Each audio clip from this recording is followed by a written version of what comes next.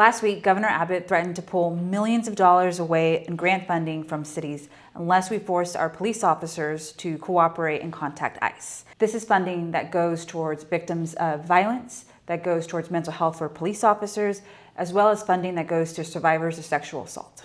Instead of taking this as an opportunity to fight back, we had city leadership cave in to the governor's demands.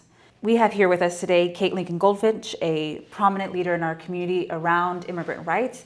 Kate, can you talk us through what you're seeing right now in our immigrant community? Yeah, the community is terrified and they're losing trust and faith in law enforcement to be able to keep them safe. They're afraid to report crimes and they're seeing their relatives and their loved ones and their friends get pulled over on pretextual traffic stops because maybe their windows are tinted or their license plate is crooked, and they're disappearing into the ICE detention center, and that's real and it's happening, and it is very devastating and terrifying for the community. That's right. And right now we know that Austin police officers will now be required to contact ICE. That discretion is now gone. They will be required to contact ICE. They used to have a choice. It's been taken from us. Can you walk us through kind of the differences and the distinction of what an administrative warrant is and what that means? Sure. So usually a warrant for arrest goes through a judicial process and a judge reviews it.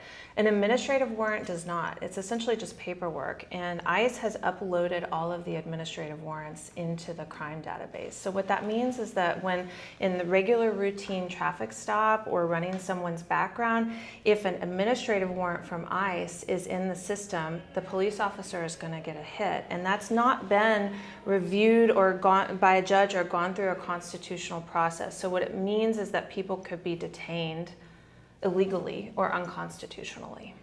All we know that our local police officers will be required to contact ICE. They are not required to detain them solely based on this administrative warrant. So can you just talk us through, what does that look like in practice? What does this mean for someone who is and comes in some type of contact with a local police officer? So it is unconstitutional actually to hold someone or to detain someone on an administrative warrant. So I think what people need to know is that if you're interacting with law enforcement and they say, stay right here, I'm making a phone call, or stay right here, but they don't tell you why, it's really important in those moments that we assert our own rights, that we know our rights, and we say, am I free to leave? Am I being detained? No, you're not free to leave. Why not? What am I being charged with? Gather as much evidence as you can, and if you've got a dash cam in your car, great. Or if you have a witness who can pull out their camera and record what happened, great, because it's the reality that we're probably going to see people detained illegally on administrative warrants. And if we can't get justice in those moments, justice can come later, but not without evidence. So we have to know our own rights, our Fifth Amendment right to remain silent, our Fourth Amendment right against search and seizure, and we have to gather as much evidence as we can so we can bring justice down the line. That's so right. And that's, part of the reason why I joined a few of my colleagues in bringing forth this memo to ask the city manager and the city of Austin really to assert and to ensure that more people in our community are fully equipped with the knowledge of their rights and what to do in these, what we know, unlawful and unconstitutional situations that are being forced upon our immigrant neighbors.